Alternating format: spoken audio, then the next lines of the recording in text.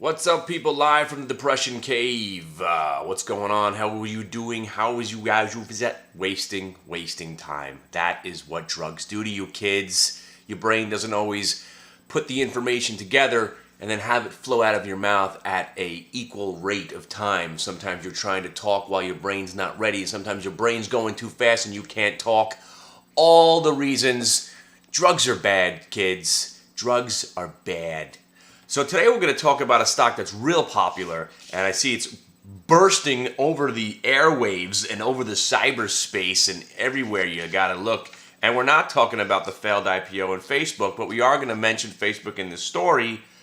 And what I am wondering right now, will Drexion create a 3 times short Facebook ETF so we could all short Facebook 3 times its worth and drive it down, and eventually the ETF will go out of business anyway, even though Facebook's going to probably go to $18.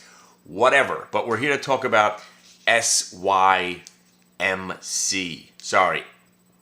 SYNC. Oh, man. Retarded. Yeah, we're talking about Symantec. You know, one thing about Symantec and all these other companies, Fire and all your virus protection, and you're hanging with the virus breeders, Jimmy. By the way, since it's called SYNC.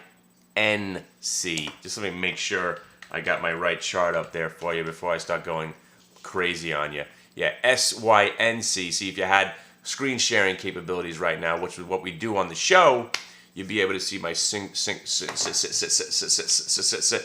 okay, wow. Like 2 minutes have gone by. What have I said?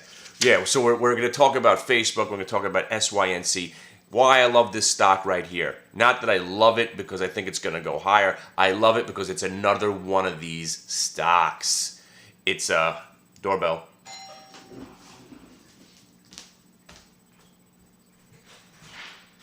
Hey, you want to come and say hi to my people watching the show? All right, all the way from Argentina or Brazil. How are you?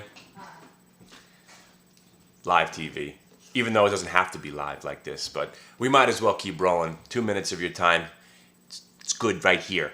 So SMYC, we already have seen wow, I'm never going to get this symbol right. SNYC,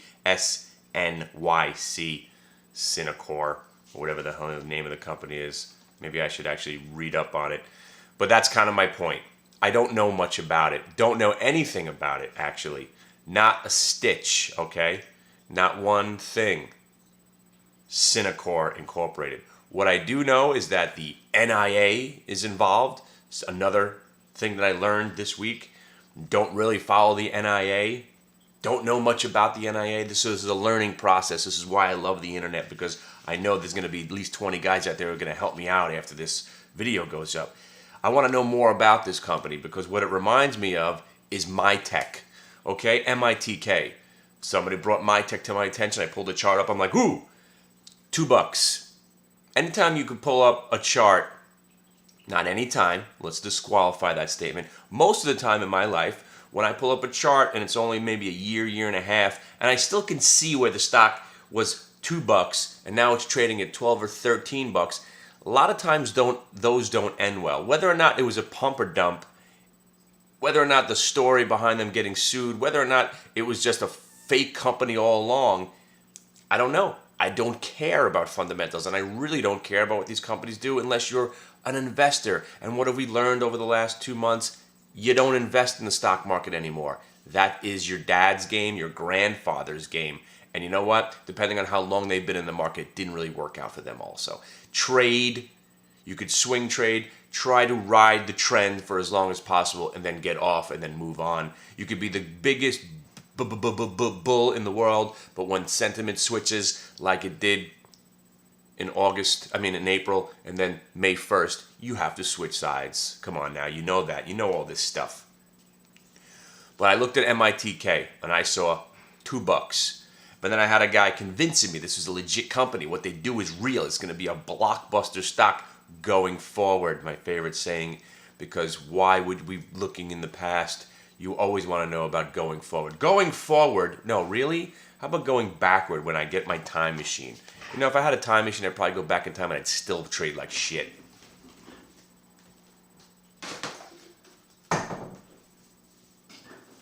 such a burnout that You shouldn't call yourself a burnout. Somebody who just turned the video on now is going to think, this guy's a burnout. Why do I need to listen to him? such a burnout that I'd probably go back in time and forgot what happened around that time, and I would just relive the events again as a new guy. The only thing I'd remember is when the Yankees got swept 4 in a row by the Red Sox. So if I went back around that time, I'd know to bet against the Yankees. Okay, getting too jabberish right now. Caffeine, 2 cups of coffee in 5 minutes, that'll do for you. So I look at the MITK. Here you got a stock, and I asked for help on the internet, like I am right now, to learn more about the company. And I got a few hate mails because I was bad mouthing MITK because it looked like a pump and dump. Don't you call my stock a pump and dump? I've done my research. I've done homework. This company's legit. And then we have INVN. They make your screen go the right way. All the rage. $8 stock, 11, 15, 20. To me, it looked like a pump and dump also. A lot of hype, a lot of nonsense. Don't you call my stock a pump and dump? I'll sue you for defaming, libel, and all that other stuff. And then, of course, what started all was the broad vision. Yeah. So broad vision goes from 8 to 12, and I start talking about it in the room, how this is one of those stocks that could do what it's going to do for all the nastiness and low float bullshit. And next thing you know, it's at 20, and I'm thinking you got to short this thing because it was just $8. And then at 25, I was like, you know what? Instead of shorting this thing, let's watch it go to 50. Lo and behold, thing goes to 40, back to 20. You thought it was over then, back to 45. You thought it was over when it started going down again, then back to 55. And then finally, reality came in. Now, of course, we talk a lot about when these junk stocks start to move like they were, that's also a sign of the apocalypse, which brings me to my last one, of course, known as HEAT, H-E-A-T. Put up the HEAT chart, put up the chart of the entire market, take the Qs and put HEAT over it. They coincide. When HEAT had that move from $2 to $10, completely signified the end of days. When the worst stocks you could think of start to rally, like Zolt and Dry Ships and HEAT and Broad Vision, it's over. Now it brings me to, also have to throw Facebook in there. Whether or not this is the biggest hype job ever. Is it worth 100 billion? Is it worth 80 billion? Maybe the company's only worth 60 billion. How about 50 billion? What if the company's only worth 25 billion and the stock is going to go to $17? Breaks 30, you're going to 27.50, then 25, 20, 18. Might sound crazy right now, but if they don't support it at 30, you're going to get a $28 number easy, and then we'll see what happens then. But again, let's talk about SYMC. Whether or not it's a legit company. Go ahead. I'm going to call it a pump and dump. I'm going to call it a scam stock. I'm going to call it all those names right now because all I see is a stock that's basically heavily manipulated, ripping up and down, no rhyme or reason. Whether or not it's a legit company, whether or not the CEO is going to make some great announcement at this conference coming up, whether or not they're the gateway to TV anywhere or whatever I'm reading about it, it doesn't matter. Don't invest in it. Don't invest in it. Don't short it. Don't go long. When the stock breaks the high of the day from its previous highs, whatever it was, 12 and change or 13, what did it get up to, 15, whatever it is, then you buy it. Don't be afraid. Don't be afraid to miss those 4 points because when it does break out, take a look what Broad Vision did. So if this thing's gonna be a legit stock, just wait for it. Wait for it to come to you instead of guessing whether or not it's gonna be a real stock now and having to wake up to a MyTech disaster and a stock down at 2 from 11. Why not just wait it out? And for the love of God, don't own it. Don't own it. Sure, you'll miss one of those days where if it's a legit stock and they start releasing all this great news and one day it gaps up without you, buy it again. Don't own it. Don't own these stocks. Don't own any stock.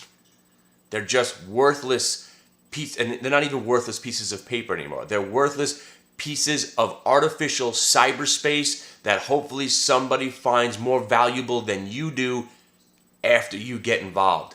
otherwise known as a pyramid scheme. What? You haven't heard that one before? The stock market's a big Ponzi scheme? Hey, it's a Fonzie scheme. Somebody call my name? Whoa. I'm so. Remember when Fonzie couldn't say he's sorry? Sir. All right. 10 minutes is enough. I know you can't stand it. So My Tech, Envision, Broadvision, Heat, and there was also a company called Live in there. So give me your information. I want to know about Symantec, and here's what we're going to do.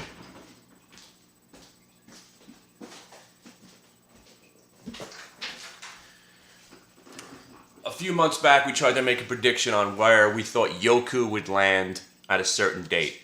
And I wanted to run a contest, but we can't run a contest if only 8 of you are participating.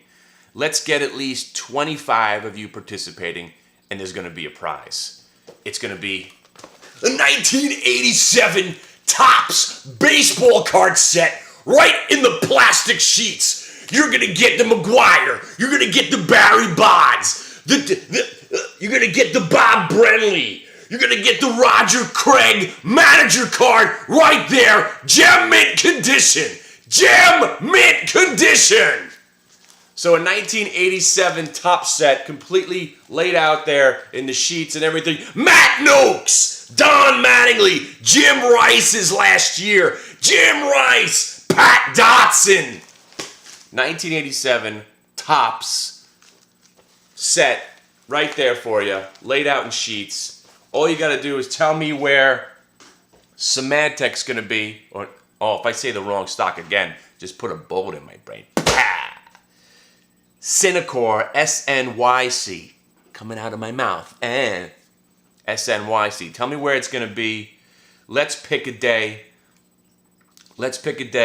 July. Let's pick a day here. Let's pick a day sometime, maybe like, let's give it a month and a half. Enough time to chop and churn and do what it's got to do. Let's go If my calendar would come up, man, this computer is slow. You can't run anything anymore, by the way, without having at least 8 gigs of RAM on a computer. Just want to let you know, it's just not happening, browse. Try to do, I got 9 windows open right now. My computer's like, come on now. Come on, work it. All right. We will award the prize July 10th. July 10th. Where will SYNC be on July 10th?